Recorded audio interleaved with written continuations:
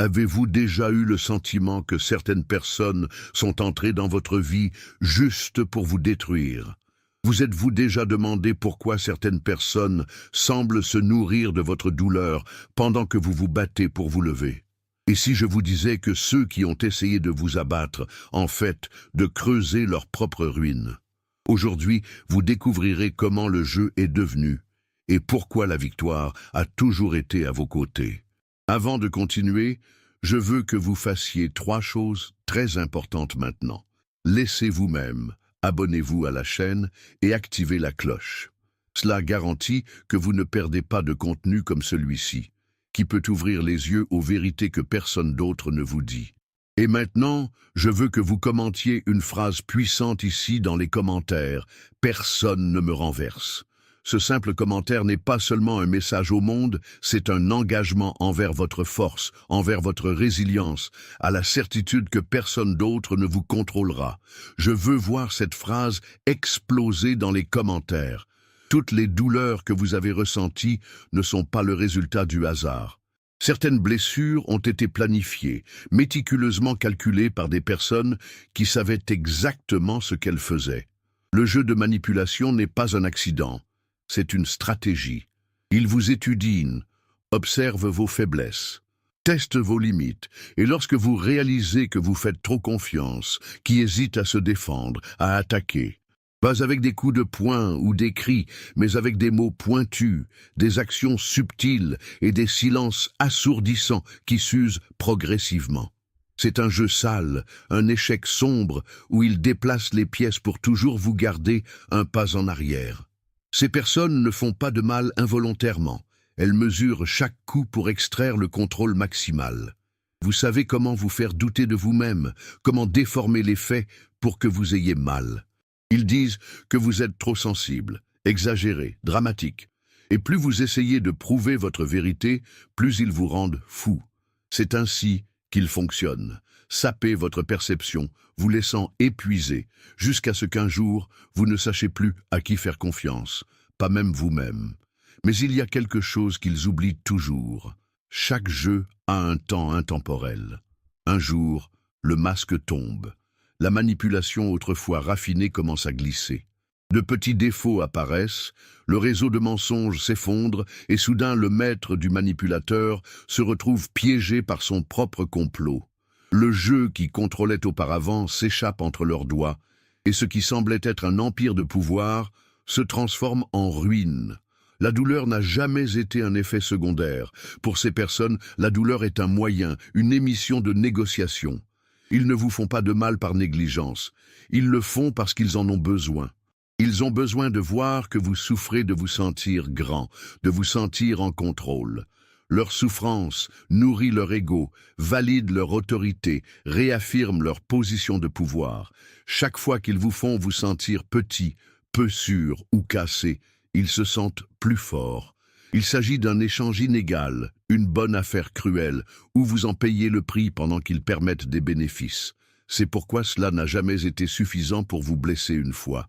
Ils devaient répéter, renforcer, s'assurer que la douleur était constante et profonde.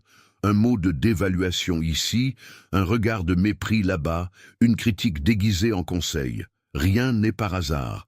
Ce sont de petites lames invisibles qui coupent jour après jour, sans quitter des marques visibles, mais vous vidant à l'intérieur. Ils vous font douter de votre valeur, vous convaincre que vous avez besoin d'eux pour être quelqu'un. Et comme vous vous battez pour comprendre ce que vous avez fait, ils se réjouissent de leur contrôle absolu sur vous. Mais la grande ironie est que cette stratégie échoue toujours à la fin. Parce que la douleur, lorsqu'elle est bien utilisée, ne détruit pas, se renforce. Ce qui allait vous diviser en apprentissage. Qu'est-ce que vous emprisonnez devient la libération. Et au moment où vous vous rendez compte, quelque chose change. La monnaie perd sa valeur, l'échange s'effondre et qui, une fois nourri sur leur souffrance, est sans source, sans pouvoir. Portez une attention particulière car ce n'est pas une coïncidence. Les grandes bénédictions sont sur le point de venir à votre vie. Si vous regardez cette vidéo, comprenez qu'il s'agit d'un signe, un appel de l'univers, afin que vous soyez prêts à recevoir ce qui vous est déjà réservé. Et l'une de ces bénédictions est quelque chose qui peut tout changer. La maison de vos rêves approche. Oui, plus tard cette année, les portes s'ouvriront, des opportunités émergeront et ce qui, une fois impossible, commencera à prendre forme. Maintenant, je veux vous donner une chance de montrer votre gratitude à l'univers et de manifester cette transformation. Si ce message vous a touché, si vous vous sentiez au bas de l'âme, ces mots parlent directement à votre vie. Envoyez un merci avec une valeur allant jusqu'à 100 $. Ce geste symbolique n'est pas seulement une contribution, c'est une déclaration de foi, une confirmation que vous êtes prêt à recevoir tout ce qui est déjà préparé pour vous. Alors, cliquez sur le bouton « Trop » de maintenant et écrivez dans les commentaires « Je reçois ma bénédiction ». C'est la première étape à déclarer à l'univers que vous êtes ouvert au nouveau, prêt à vivre l'extraordinaire. Et croyez-moi, quelque chose de beaucoup plus grand que vous ne l'imaginez qui vient déjà vers vous. Des gens comme celui-ci vivent dans l'illusion qu'ils sont intouchables. Ils croient qu'ils auront toujours le contrôle, qu'ils seront toujours au sommet, que leurs mensonges et leurs manipulations ne seront jamais découverts. Ils croient qu'ils peuvent jouer avec les émotions des autres sans jamais subir les conséquences. Mais il y a une chose que ces gens ne comprennent jamais. Le pouvoir n'est pas une couronne permanente, et ce qui monte sans une base solide un jour s'effondre. Pendant un certain temps, il peut sembler qu'ils gagnent. Ils continuent de manipuler, de tromper, d'écraser ceux qui les entourent, sans que personne ne les affronte. Mais le temps, implacable comme toujours, commence à agir. La confiance qu'ils avaient autrefois des autres s'estompe. Les masques qu'ils ont utilisés commencent à casser. Le cycle de manipulation qui fonctionnait auparavant parfaitement commence à échouer. Ils deviennent prévisibles, leurs mensonges se contredisent mutuellement, leurs stratégies se retournent contre eux. Et quand ils réalisent que le domaine s'échappe, il est trop tard. La chute ne vient pas avec un crash. Il se présente comme un effondrement silencieux où tout ce qu'ils ont construit se termine lentement. Les alliés qui avaient un jour pour s'éloigner. Les gens qui craignaient auparavant voient maintenant la vérité. L'empire qui a soulevé sur le mensonge s'effondre sans avertissement. Et puis, à ce dernier moment, ils réalisent ce qu'ils n'ont jamais imaginé. Le pouvoir qu'ils pensaient éternel a toujours été une illusion qui passe. Certaines personnes ne testent pas leur amour, leur loyauté ou leur patience. Ils testent leur résistance. Ils veulent savoir jusqu'où ils peuvent aller avant de casser, jouer à des jeux mentaux, lancer de petites taquineries, gâcher leur estime de soi, tout pour voir quand vous céderez. Ce n'est pas insouciant, ce n'est pas une chance. C'est un test. Ils ont besoin de savoir si vous pouvez être plié, moulé, manipulé. Chaque insulte s'est déguisée en blague, chaque situation où il vous fait vous sentir insuffisant, chaque instant où ils vous permettent d'attendre une réponse, une affection, une reconnaissance. Tout fait partie de l'expérience. Si vous pouvez vous tenir debout sans vous plaindre, super. Cela signifie qu'ils peuvent vous pousser un peu plus. Si vous commencez à remettre en question, ils changent rapidement le récit pour vous rendre ingrat, exagéré. Ils façonnent donc leurs esprits, testant leurs limites, aiguisant leurs griffes donc, quand ils décident de donner le coup final. Mais il y a quelque chose qu'ils n'ont jamais prédit, qu'au lieu de se casser, vous renforceriez. Au lieu de vous pencher, vous apprendrez à vous lever. Que chaque test, au lieu de vous détruire, ne ferait que révéler votre véritable force. Et quand ils réalisent que le jeu n'a pas fonctionné, que vous n'avez pas cédé, que leur résistance est devenue leur plus grande faiblesse, ils paniquent, parce qu'ils ont réalisé, trop tard, que ce n'était pas vous qui avez été testés, c'était eux, et a échoué. Ils étaient sûrs qu'ils vous connaissaient. Ils pensaient qu'ils savaient exactement comment vous réagiriez, comme s'il s'agissait d'un livre ouvert qu'ils avaient lu d'innombrables fois. Ils espéraient que vous ferez silencieux pour accepter la douleur comme faisant partie de votre réalité, pour continuer à céder comme toujours. Mais ce qu'ils n'ont jamais imaginé, c'est qu'en silence, vous changiez. Chaque coup qu'ils vous ont donné, chaque trahison, chaque humiliation ne vous affaiblissait pas, cela vous tournait. Vous absorbiez les leçons, appreniez à voir à travers les masques, en développant une force qu'ils ne pourraient jamais prédire. Et puis l'impensable s'est produit. Vous avez réagi, pas avec des cris, pas une colère incontrôlée, mais avec quelque chose de bien pire pour eux, avec indifférence. Vous avez cessé de vous justifier, de courir derrière, d'essayer de prouver votre valeur à ceux qui ne vous ont jamais reconnu. Le jeu qu'ils ont assemblé a perdu leur plaisir, car la pièce principale, vous, a refusé de continuer à participer. C'est à ce moment que leur masque a commencé à se fissurer. Le pouvoir qu'ils avaient évaporé sous leurs propres yeux, car il n'a jamais été entre leurs mains, mais dans sa réaction. Maintenant, ils sont perdus.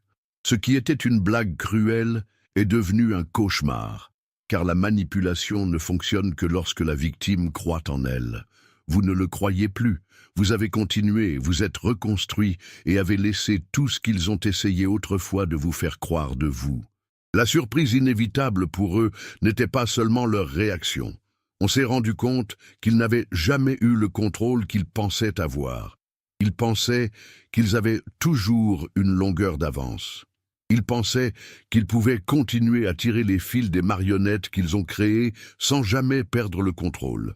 Mais il y avait un détail qu'ils n'avaient jamais considéré. Chaque manipulateur, à un moment donné, devient victime du jeu lui-même. Les mensonges commencent à être confus. Les pièges qui se sont réunis aux autres deviennent des trous où ils trébuchent eux-mêmes. Ils passent tellement de temps à jouer avec les sentiments des autres qu'ils oublient que la patience des gens n'est pas infinie. Et quand ils s'y attendent le moins, ils se rendent compte qu'il n'y a plus personne pour applaudir leur mise en scène. La chute du manipulateur ne se produit pas immédiatement. Tout d'abord, ce sont de petites fissures, un mensonge qui ne colle pas, une personne qui s'éloigne, un look suspect qui n'existait pas auparavant. Vient ensuite l'effondrement. Ceux qui les admiraient une fois voient maintenant la vérité. Les alliés qui ont soutenu leurs escroqueries se déplacent un par un, et puis enfin ils se voient seuls, coincés sur le web qu'ils ont construit. Il n'y a plus de victimes pour nourrir votre ego, plus de soumission pour renforcer votre faux sentiment de pouvoir. Et c'est là qu'ils réalisent. Le plan a échoué. Ils pensaient qu'ils contrôlaient tout, mais ils n'ont jamais compris la seule règle qui compte vraiment. Personne ne garde le pouvoir pour toujours. La manipulation a une date d'expiration, et quand elle expire, la seule chose qui reste est le vide. Maintenant, le manipulateur n'a nulle part où fonctionner. Son pire cauchemar se réalise. Il n'y a personne d'autre à tromper, personne pour soutenir son arnaque. Ils sont devenus exactement ce qu'ils ont toujours essayé d'éviter, non pertinents. Les mensonges sont comme des labyrinthes. Au début, ils semblent sûrs, faciles à contrôler, mais plus vous avancez, plus tout devient confus et dangereux.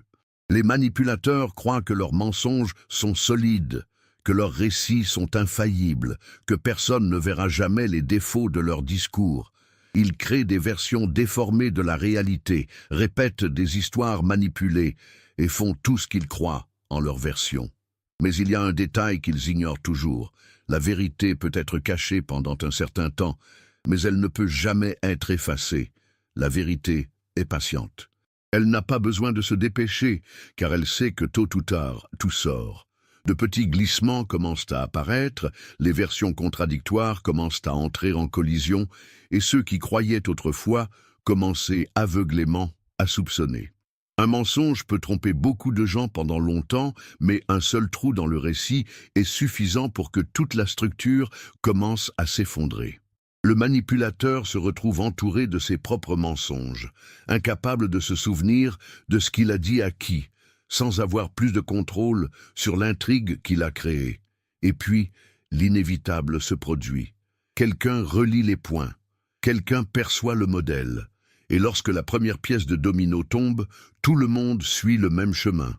La confiance qu'ils avaient en leur pouvoir sur les autres disparaît, et ce qui reste n'est que le reflet de leur propre décomposition. Ceux qui étaient à leur côté voient maintenant qui ils sont vraiment. La scène qu'ils ont construite devient un tribunal, et chaque mensonge à déclarer dans le passé revient à les condamner dans le présent. Le labyrinthe qu'ils ont créé, une fois un terrain sûr pour leur manipulation, devient une impasse. Ils courent, essaient d'effacer les morceaux, de réécrire des histoires, mais il n'y a nulle part où s'échapper. La vérité a gagné. comme cela arrive toujours. Et maintenant, ils doivent faire face à ce qu'ils craignaient le plus, l'exposition, la perte de contrôle, la ruine inévitable qui les attendait toujours à la fin du chemin. Le passé a un poids que personne ne peut porter pour toujours. Ceux qui répartissent la douleur, la destruction et la manipulation pensent qu'ils peuvent simplement passer à autre chose, laissant derrière eux les marques de leurs actions comme s'ils n'avaient jamais existé. Mais le temps ne fonctionne pas comme ça. Les actions d'une personne laissent des traces, des cicatrices, des échos qui ne disparaissent jamais. Et pour ceux qui vivaient basés sur leur vie sur le mal, la condamnation vient de l'endroit où ils l'attendent le moins, du passé lui-même. Ce que ces gens ne réalisent pas, c'est que chaque acte de cruauté qu'ils ont commis n'a pas été oublié. Chaque mensonge a dit, chaque trahison, chaque vie qu'il essayait de détruire est devenue un fantôme, une ombre qui les poursuit en silence. Au début, ils se convainquent qu'ils sont en sécurité, qu'ils ne feront jamais face aux conséquences. Mais le temps est un ennemi implacable, et à tout moment, ce qu'ils ont fait peut revenir en force. Et quand il revient, il ne vient pas en petite dose, il vient comme une avalanche. La réputation qu'ils ont trouvée inébranlable commence à s'effondrer. Les gens qui avaient auparavant peur parlent maintenant. Des histoires qui semblaient enterrées refait surface. La vérité, précédemment noyée par des mensonges bien élaborés, commence à se propager comme du feu. Et puis, une nouvelle terreur définie, la perception que le passé ne peut pas être effacé, que chaque erreur facturée maintenant était une erreur qu'ils ont elles-mêmes plantée. Le monde qu'ils ont construit sur les erreurs devient l'arène où ils seront jugés sans pitié. Le poids du passé est incontournable, et quand ils ressentent enfin ce poids sur leurs épaules, ils se rendent compte qu'il n'y a pas d'évasion. Peu importe combien ils essaient de s'échapper, de justifier ou de manipuler. Le mal qu'ils répartissent en cours de route sont devenus leurs propres phrases. Le cycle se ferme et réalise, trop tard, qu'ils ne prédisaient jamais. Ils ont toujours été arrêtés de la destination qu'ils ont choisie pour eux-mêmes. Ils peuvent prétendre qu'ils ne ressentent rien. Ils peuvent sourire en public, afficher une fausse confiance et continuer à agir comme s'ils étaient intouchables. Mais lorsque la nuit tombe et que le silence s'installe, la vérité devient insupportable. L'esprit de ceux qui ont passé la vie à manipuler et à détruire n'est pas un lieu de repos, c'est un enfer en flammes. Un tourment constant, où chaque erreur, chaque mensonge et chaque trahison revient pour les hanter. La conscience, cet ennemi invisible, devient la cellule où ils sont emprisonnés pour toujours. La différence entre eux et les personnes qui blessent est que ceux qui ont souffert peuvent guérir, peuvent transformer la douleur en apprentissage, passer à autre chose et reconstruire leur vie. Mais ceux qui ont causé cette douleur n'ont pas cette option. Ils sont condamnés à vivre avec eux-mêmes, attachés à leur propre toxicité, incapables de ressentir une véritable paix. Parce qu'au fond, ils savent qu'ils ne sont pas vraiment aimés, que leurs relations sont superficielles, que personne ne leur fait confiance. Et cette conscience, même si elle est noyée de l'orgueil, murmure la vérité la plus cruelle de toutes. Elles sont seules, et c'est ce vide qui les détruit petit à petit. Ils essaient de se distraire avec de nouvelles victimes, plus de manipulation, avec tout ce qui leur fait oublier ce qu'ils sont. Mais le problème n'a jamais été le monde autour. Le problème a toujours été en eux, et il n'y a pas d'évasion de ce type de prison. La punition ne vient pas de l'extérieur, elle n'a pas besoin d'un grand événement de justice cosmique à souffrir. Leur plus grande punition est le fait qu'ils ne peuvent jamais échapper à qui ils sont, et il n'y a pas de pire condamnation que cela. Ils ont passé toute leur vie à croire qu'ils étaient des prédateurs, qui avaient le contrôle des autres, qui seraient toujours en charge du jeu. Mais chaque chasseur, à un moment donné, devient la proie. Le cycle de vie n'échoue pas, et l'arrogance conduit toujours à tomber. Au début, ils sentent qu'ils sont au sommet, que personne ne peut les renverser, qu'ils peuvent continuer à manipuler sans conséquence. Mais cette illusion ne dure pas éternellement. Le problème commence lorsque les victimes deviennent plus fortes, quand ils se rendent compte qu'ils n'ont plus besoin d'avoir peur, que le pouvoir des manipulateurs était basé uniquement sur l'acceptation d'abus.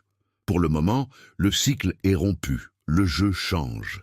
Les mêmes qui étaient autrefois modérés voient maintenant clairement qui les a blessés. L'influence que le manipulateur avait disparu et le monde qui l'entoure commence à se retourner contre lui. Et puis vient l'automne. L'an douloureux, inévitable. Soudain, les portes se ferment, les opportunités disparaissent, les gens s'éloignent. Le respect devient mépris. Ils regardent autour de eux et réalisent qu'ils ne sont plus admirés, ils ne sont plus craints, personne d'autre. Ils essaient de récupérer le contrôle, d'essayer d'utiliser d'anciennes stratégies, mais rien ne fonctionne plus. Le chasseur qui a passé sa vie à se nourrir de la faiblesse des autres est maintenant vu par ce qu'il est vraiment, faible, pathétique et impassible. Et c'est le véritable revirement. Le pouvoir n'a jamais été avec eux. C'était une illusion soutenue par la soumission des autres. Au moment où cette soumission est terminée, tout s'effondre. Ce sont maintenant les persécutés, les rejetés, les jetables. Le cycle a fermé, et il n'y a rien qu'ils puissent faire pour l'inverser. Parce que lorsque le jeu tourne, il n'y a pas de seconde chance. Ils pensaient qu'ils gagnaient. Chaque manipulation réussie, chaque personne qui a trompé, chaque victoire gagnée au détriment des autres leur a fait croire qu'elle était absolue.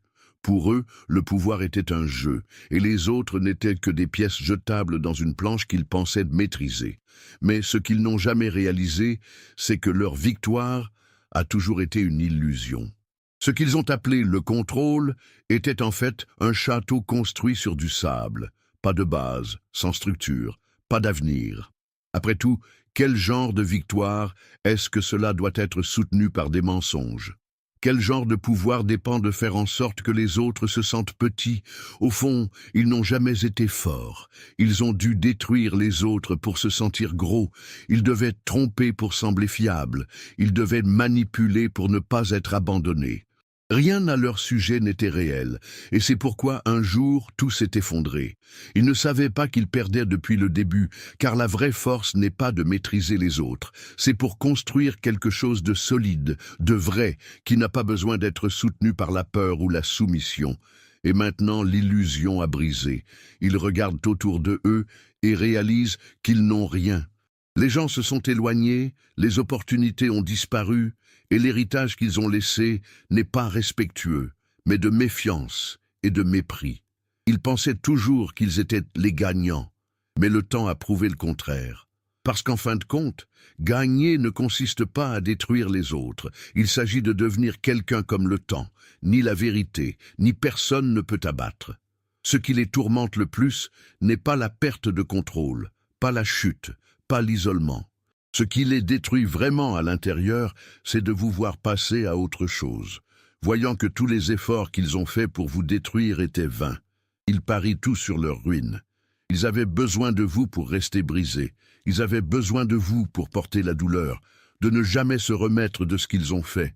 Mais au lieu de cela, vous avez prospéré.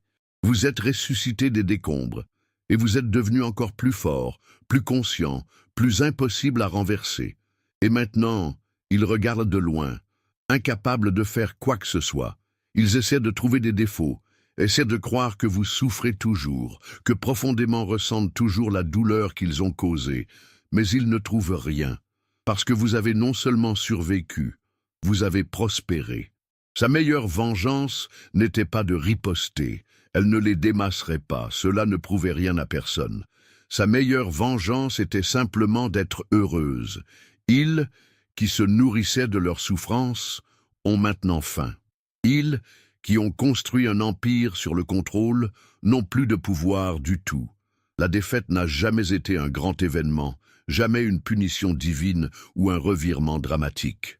Leur vraie défaite était de vous voir se libérer. Vous avez réalisé qu'ils n'auraient plus jamais d'influence sur votre vie. Alors que vous marchez sans regarder en arrière, ils sont coincés dans la seule chose qu'ils ont encore. Le regret d'avoir parié sur quelqu'un qui ne pourrait jamais gagner.